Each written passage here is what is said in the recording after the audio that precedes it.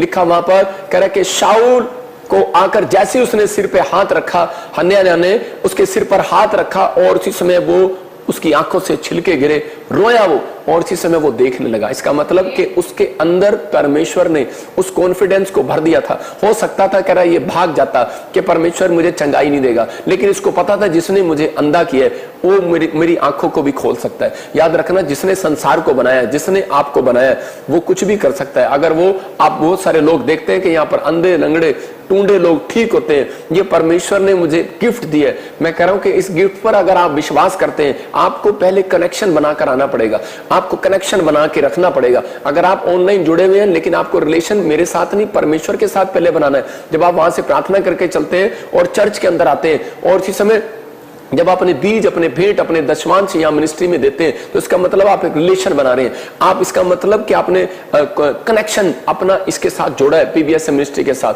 तो कॉन्फिडेंस रखना कि मिनिस्ट्री आपके लिए हाथ उठाती है और आपके काम सफल होंगे आज रात यीशु मसीह के नाम में।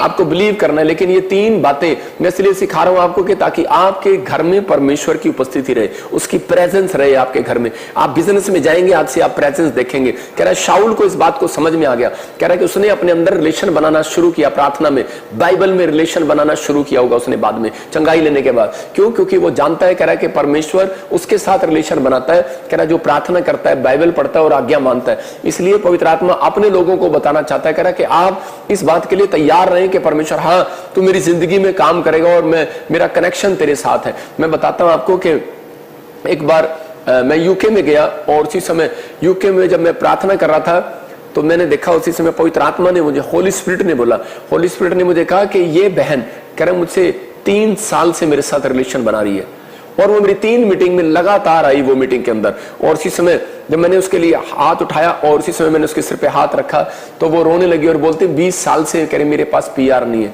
लेकिन मैंने उसको कहा तुझे मुझे बताने की जरूरत नहीं है, आई एम प्रोफेट, मैं यीशु मसीह की ओर से भविष्यवक्ता हूं, मैं तेरे पास इसलिए आया हूं और मैं इस पूरे चर्च के सामने तुझे बोल रहा हूं कि परमेश्वर तुझे पीआर देने के लिए जाएगा, तुझे ब्लेस करेगा और तेरे घर में आशीषों को लेकर आएगा, क्योंकि तूने परमेश्वर के साथ कनेक्शन बनाया। क्योंकि वो 3 मीटिंग में लगातार आई। हो सकता था एक दिन उससे बात नहीं, वो भाग सकती थी।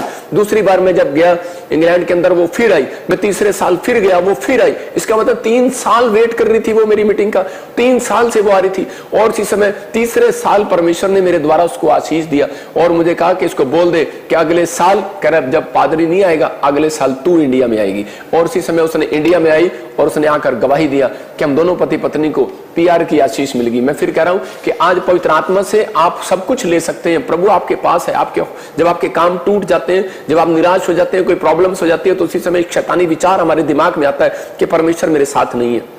याद रखना, मैंने आपको ये 3 बातें बताई है। परमेश्वर आपके साथ है, परमेश्वर आपको आशीष देना चाहता है। लेकिन जब आपका रिलेशन ही नहीं है परमेश्वर के साथ, वो क्यों आएगा आपके साथ? कह रहा है इसका मतलब कि आपको कुछ मिले ना मिले, कह रहा आपको प्रार्थना नहीं छोड़ना अपने। इसका मतलब आपका रिश्ता बन रहा है परमेश्वर के साथ, आपका रिश्ता बन रहा है। अगर आपका पति एक दिन आपको सोने की चैन नहीं दिलाएगा तो क्या आप पति को छोड़ देंगे? या आपका पति अगर आपके साथ एक अच्छा संबंध नहीं बनाएगा, वो बीमार हो जाएगा, तो आप उसको छोड़ देंगे? लेकिन नहीं, परमेश्वर आपके जीवनों में चमत्कार करना चाहता है, वो आपको चाहता है। अगर आपके पति के पास, कह रहा है कि आपकी पत्नी को बच्चा नहीं होगा तो आप क्या उसको छोड़ देंगे? लेकिन नहीं, आपका एक रिलेशन है, आपका एक संबंध है। ऐसा रिलेशन बनाओ परमेश्वर के साथ कि परमेश्वर मुझे कुछ मिले ना मिले, लेकिन प्रभु मैं तुझे छोड़ूंगा नहीं। पवित्र आत्मा ऐसे लोगों को आज आशीष देने वाला। और याद रखना, यह भविष्यवाणी है जिसका नाम GRSMNP से 21 दिन के अंदर एक गुड न्यूज को देखोगे यीशु मसीह के नाम में।